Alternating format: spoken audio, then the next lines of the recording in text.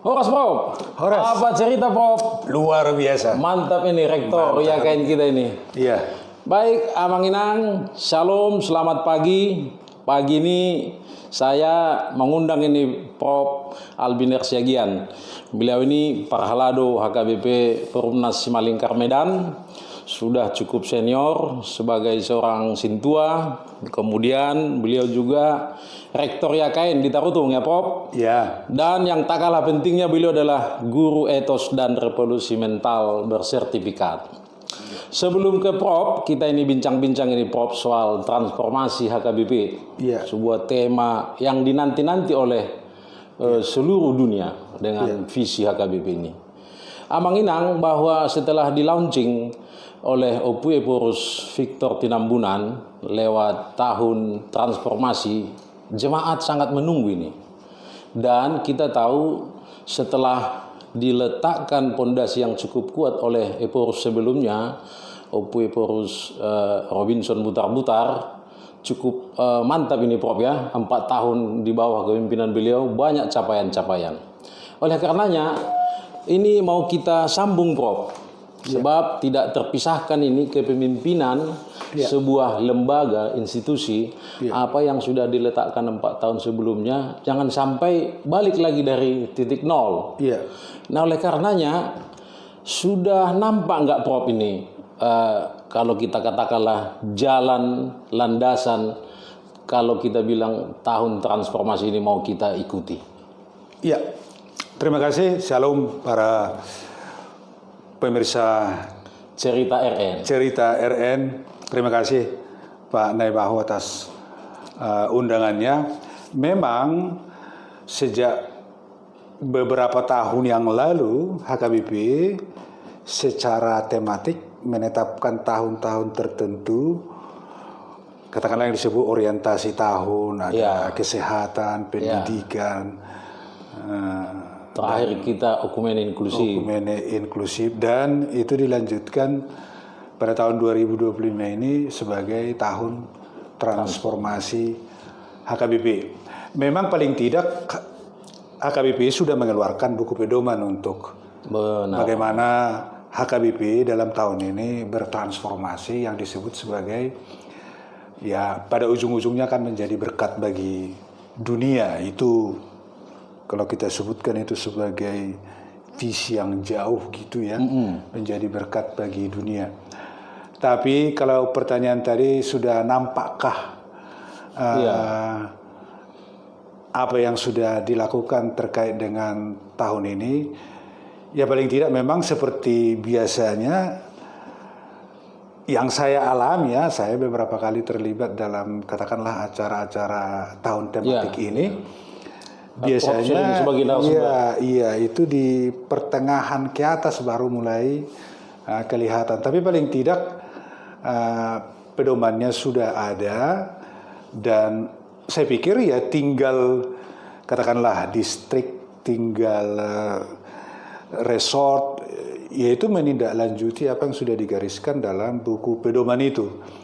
Yang antara lain saya sangat apresiatif terhadap landasan teologis bagi tahun transformasi itu, yang mengambil Roma 12 ayat 2, yaitu berubahlah dengan pembaruan budi, akal budi. Kalau dalam bahasa Inggris itu kan disebut dengan mindset. Jadi yang mengubah itu adalah mindsetnya. Dalam bahasa Inggris itu disebut be transformed with mind. Jadi kita ditransformasi oleh pikiran kita. Oleh karena itu, menurut saya apapun yang dilakukan, saya mengartikan transformasi HKBP bukan HKBP-nya, tapi transformasi dalam pelayanan HKBP, di dalam HKBP, implementasi dari program-program itu yang perlu ditransformasi, dan penggeraknya itu adalah perubahan mindset. Saya sangat setuju itu, karena persoalan kita sekarang tidak hanya di HKBP, sebenarnya persoalan mendasar kita adalah pola pikir mindset dari berbagai lapisan, mulai dari jemaat sampai ke pimpinan. Iya, Prof. Tadi Mindset. saya garis bawahi bahwa penggeraknya mindset. Iya. Kita kan organisasi, Prof. Iya, Tentu leadership-nya ada. iya, Nah, jadi kalau kita ambil dia strukturnya, raja, distrik, Iya. resort, Iya. nah gimana ini? Siapa ini prime movernya ini, menggerakkan ini? Iya, Kan tidak bisa langsung otomatis. iya. Jadi kalau kita bicara leadership, lead itu kan dari lead.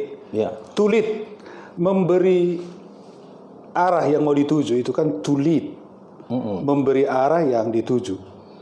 Jadi pimpinan sudah menentukan.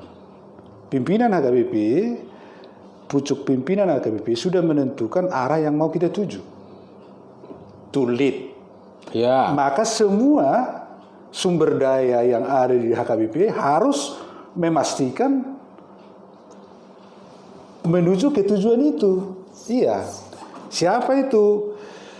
Di tingkat departemen, Iya. tingkat distrik, tingkat resort, Iya. tingkat jemaat atau huriah harus, itu namanya harus konvergen menuju ke Oke. apa yang ditetapkan oleh tujuan. Tapi kan ada capaian, Prof. Kalau Iya. kita bacakan bahwa kita lewat sentralisasi ini kan partisipasinya cukup rendah. Iya. Nah, kan lead itu kalau kita bilanglah dulu distrik ini karena kita di distrik ini.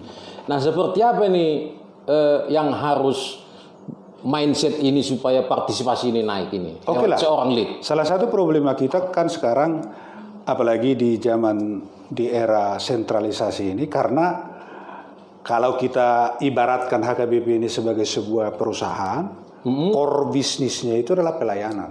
Betul. Itulah pelayanan. Nah, seperti apa wujud pelayanan itu? Dikaitkan dengan katakanlah dalam sentralisasi sumber bagi katakanlah tanda kutip penghasilan itu Ya, adalah dari kita. iya itu adalah dari kolekte. Ya. Nah, kolekte itu identik dengan jumlah orang yang bergereja. Beribadah, ya. Maka sebenarnya HKBP dalam aspek itu harus membuat target berapa. Kalau nggak salah kan 20-30% sekarang Tingkat partisipasi. tingkat partisipasi bergereja. Menurut BPSK paling maksimal 30 ke 35. Iya. Nah, ini kan cukup rendah ini, Prof. Iya, itu kita harus berani karena mau tidak mau kan kalau kita mengatakan kita sentralisasi begitu, mau tidak mau ya sistemnya itu kan harus, karena itu core bisnis kita kan ya itu harus disesar gitu. Bagaimana sekarang HKBP menargetkan berapa kita harapkan partisipasi orang bergereja sekarang. Dan itu. Nah, balik ke distrik kita ini. Kita ini kan termasuk distrik besar. Iya. Para jemaat itu sudah intelektual. Iya. Sama seperti yang Prof bilang, jemaatnya sudah kritis. Iya. Kalau leadnya itu lewat khotbahnya, penampilannya, ini kan jemaat ini sudah dinilai semua. Iya, iya. Tapi ketika itu tidak pas, toh masih ada, kita bilanglah, orang-orang yang belum pas. Gimana menurut Prof ini? Apa nih solusinya ini? Ya sebenarnya kita ya walaupun tidak berbicara person to person, itu kan hal yang sangat lumrah bahwa keteladanan harus perlu dong. Ya. Uluan, ya keteladanan gitu. Jadi itu kan apalagi di zaman sekarang kan itu kan dipantau jemaat semua. Betul. Gerak-gerik orang itu dipantau dan ya mereka ekspektasi itu yang selalu saya katakan, ekspektasi ruas terhadap gereja dalam arti pemimpin gereja, parhaladu secara umum itu tinggi. Harapannya kan mereka ingin melihat parhaladunya atau uluannya itu sesuai yang diharapkan mereka. Kalau itu bisa ada gap di situ antara harapan ruas tentang apa yang layanan seperti apa yang diharapkan dengan apa yang bisa diberikan. Nah, kalau gap ini bisa dipersempit, harapannya tinggi saya katakan tadi, sementara yang mereka lihat itu tidak sesuai, ada gap. Dan kalau ini bisa didekatkan, maka itu tadi, itu akan mendorong mereka untuk datang ke gereja. Betul. Iya. Ya.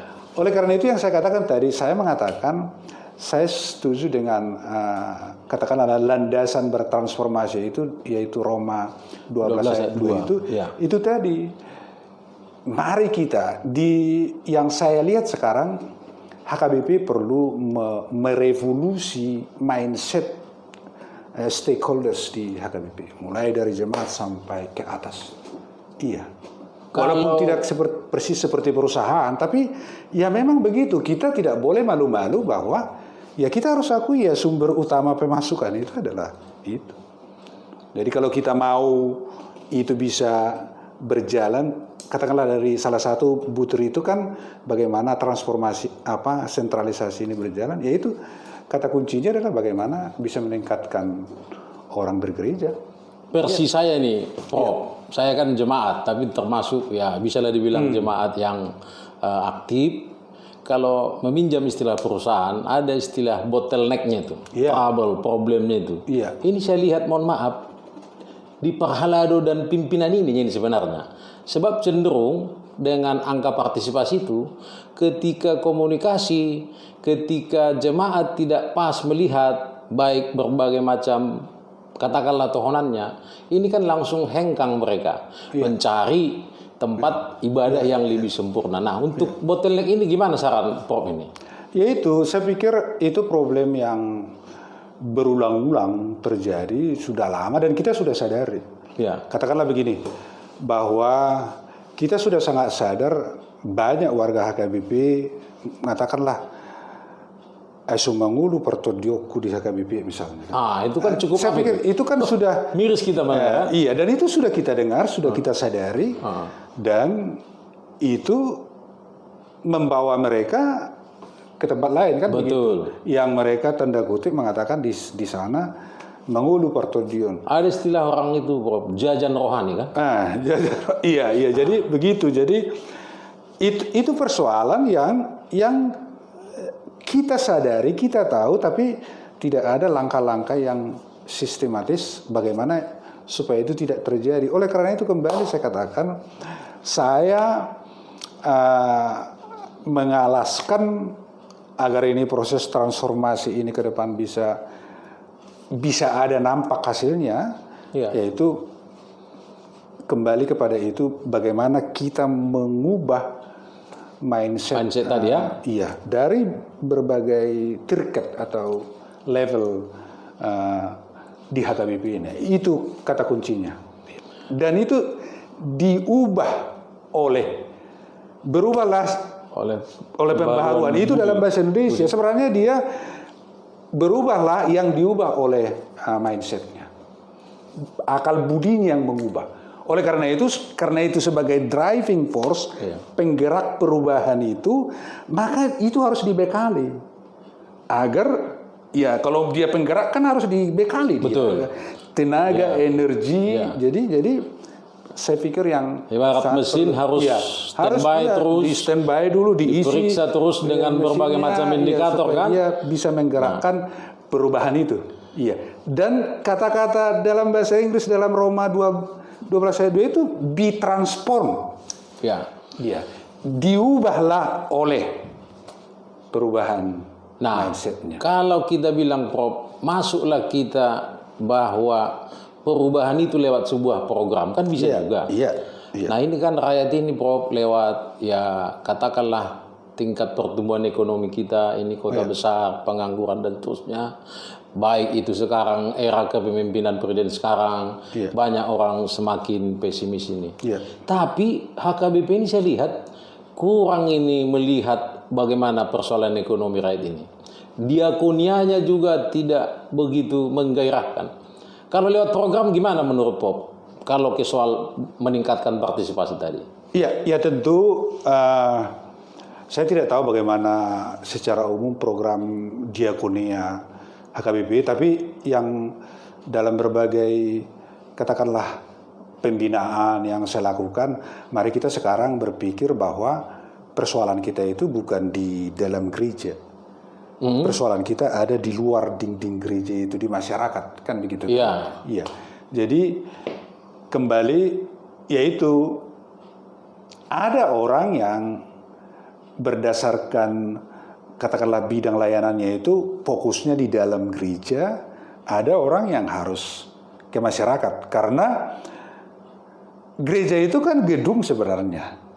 Iya, isinya pelakunya itu kan masyarakat jemaat yang lewat struktur kita, diakonia, koinonia, itu kan itu yang harus itu yang saya sebutkan. Mari kita, kalau kita kembali ke pengertian transformasi itu kan tentu tujuannya bagus.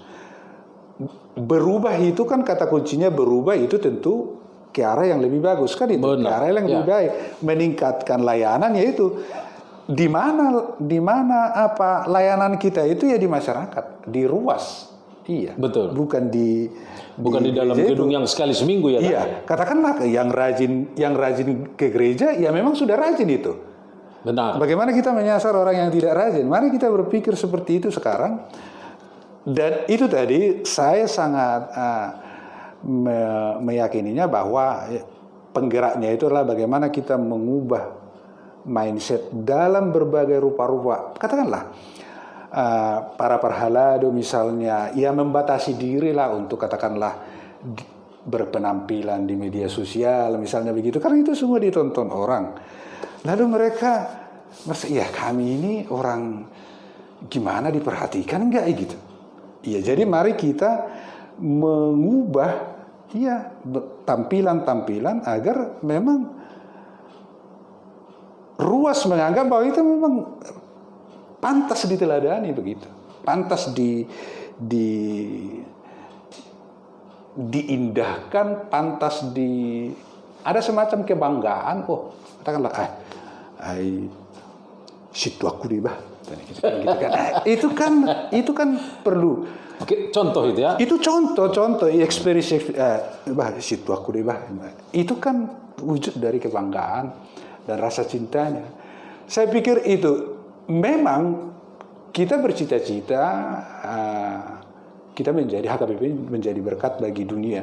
Tapi langkah 1000 kan diawali dengan langkah pertama, artinya menjadi berkatlah dulu di gereja, di Nahuma Liangnya sebelum ke sana. Dan persoalan kita sekarang di situ.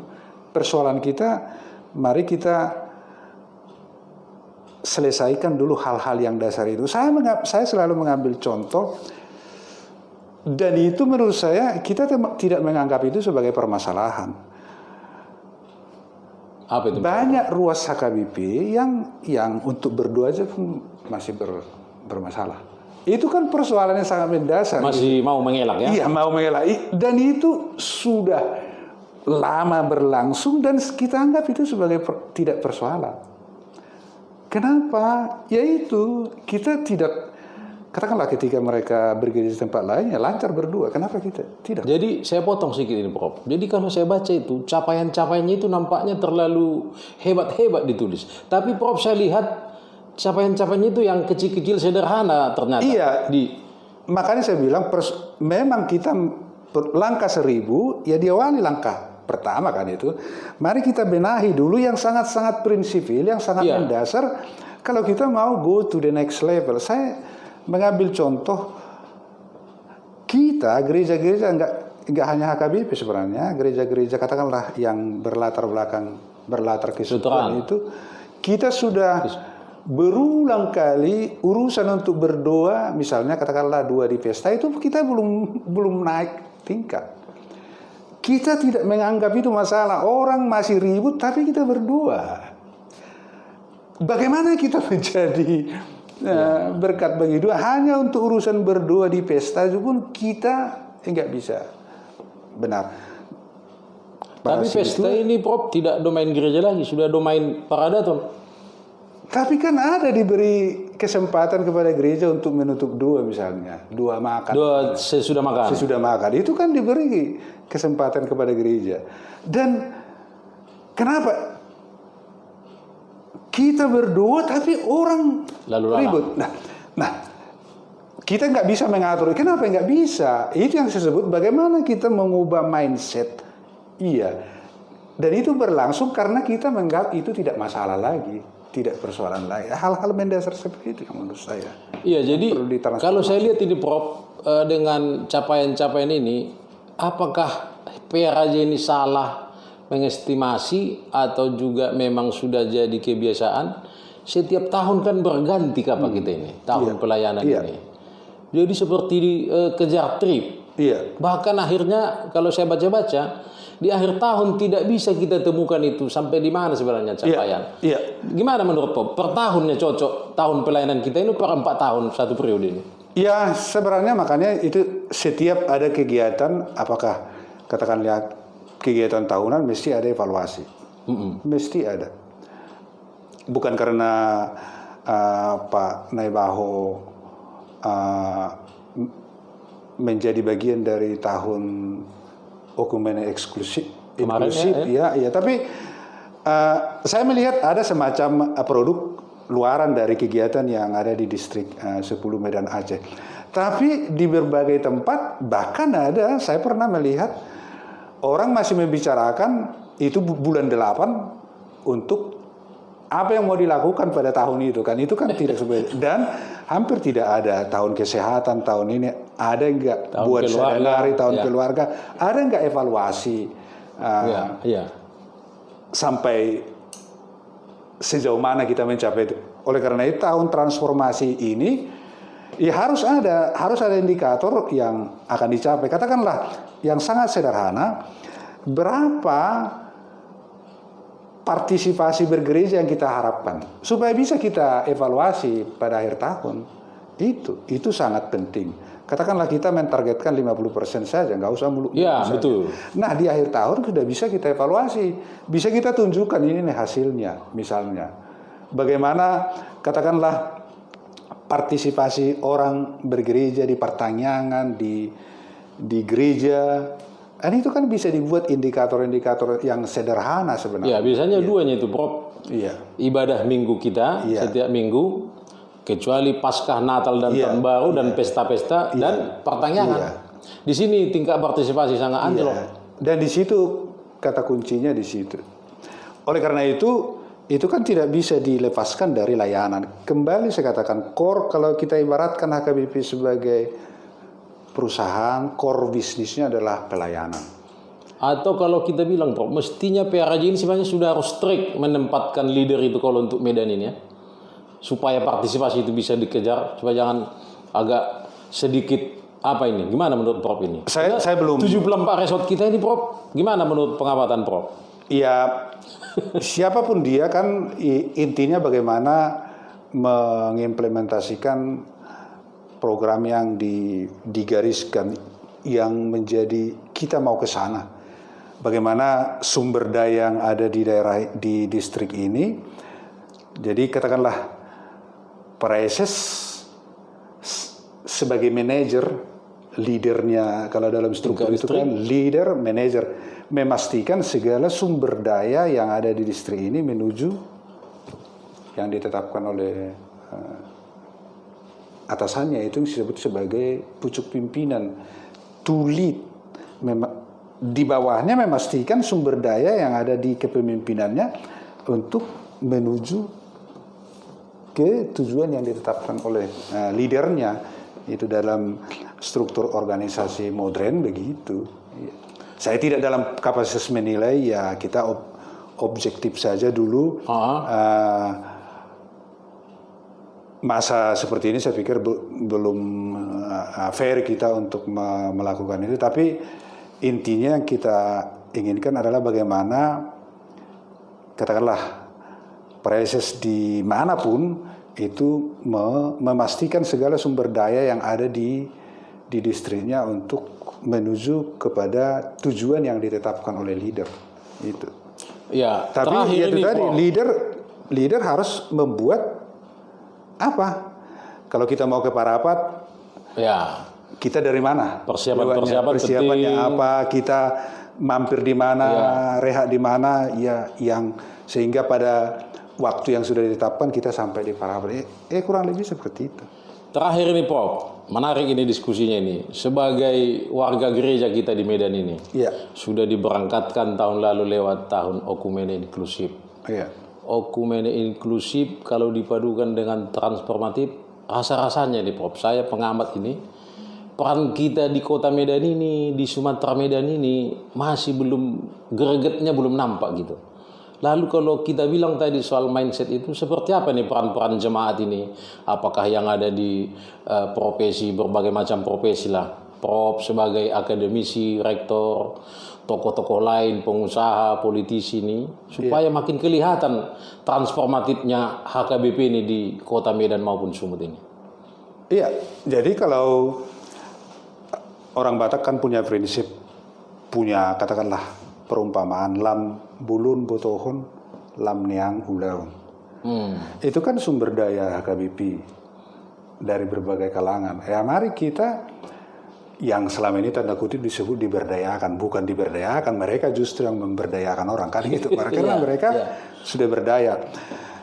Ya, pada prinsipnya begitu, tapi mari kita itu tadi mengubah mindset, pola-pola berpikir lama. Ya mohon maaf, banyaknya orang terlibat ya karena supaya ingin dikenal, supaya ingin tampil, dihargai. Marilah kita, kalau di tempat lain bolehlah itu, tapi gereja marilah kita, tujuannya itu bagaimana kita melayani. Siapa yang mau kita layani? Jemaat ruas. Dengan keberadaan kita, saya sebagai katakanlah sebagai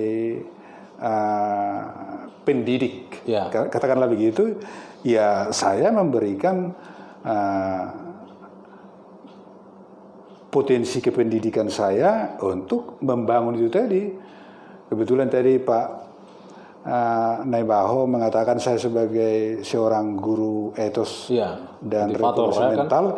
Ya saya berkepentingan untuk mengatakan bahwa persoalan kita antara lain adalah bagaimana merevolusi pola pikir yang karena kebetulan saya sudah beberapa kali melakukan itu ke berbagai gereja di berbagai tempat, yang pola itu yang menurut saya perlu kita perbaiki. Bagaimana sebenarnya yang disebut sebagai melayani?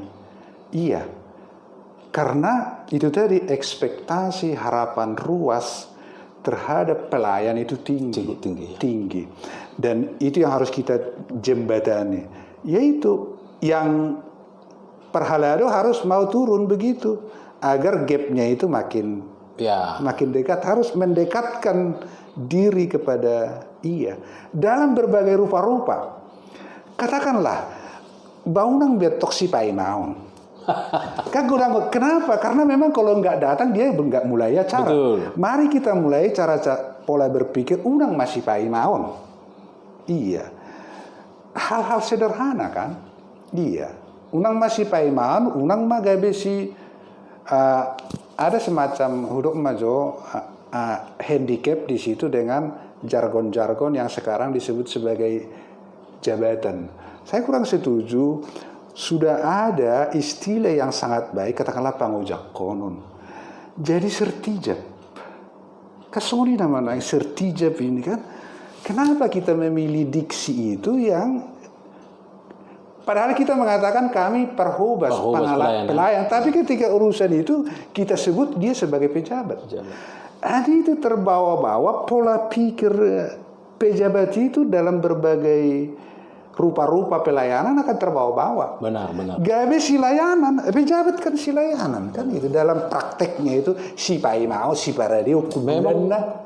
Beteng dotong Prof, ketua Dewan Diakonia, ketua Marturia, ketua Koinonia kan jadi agak memang pundaknya tambah berat itu. Dalam beberapa itu sering saya komentari, itu kan hanya soal istilah, bukan hanya soal istilah. Itu akan berpengaruh, itu yang saya sebutkan tadi, dia kita posisikan sebagai pejabat. Padahal guarna ngamasai uli perhubas. Itu kan perhubas kita sudah tahu, naro parjulu perpudi mula. Kan itu perhubas. Baik Prof. Terima kasih Prof. Iya. Amang Inang, luar biasa ini diskusi singkat ini dalam podcast Cerita RN bersama Profesor Albiner. Iya. Luar biasa, beliau paralado kita, akademisi dan rektor di YKN, juga seorang motivator. Oleh karenanya Amang Inang, dengan konteks transformasi ini ternyata kita harus memulai dengan yang sederhana ini. Iya. Jadi kalau tadi digarisbawahi core bisnis kita adalah pelayanan, lewat tema dihantarkan kita untuk berubah, maka sebenarnya prime movernya adalah mindset kita. Mindset pelayan, mindset jemaat, dan memang balik ke yang sederhana-sederhana. Kalaupun capaian-capaian begitu besar dan tinggi kita baca, oleh karenanya prime movernya kita adalah kembali ke mindset. Iya. Demikian Amang Inang, Bapak Ibu, saudara-saudara jemaat HKBP yang ada di distrik 10 ini. Saya Ronald Nebaho sebagai host dari podcast Cerita RN berharap diskusi kita bisa berlanjut. Oleh karenanya Amang Inang bisa memberikan like dan komen dan juga subscribe supaya kita semakin bermakna di dalam diskusi ini. Terima kasih Prof. Ya. Tuhan memberkati, sukses Amin. melayani Sama-sama. di Tarutung. Iya. Terima kasih Prof. Iya. Shalom. Shalom.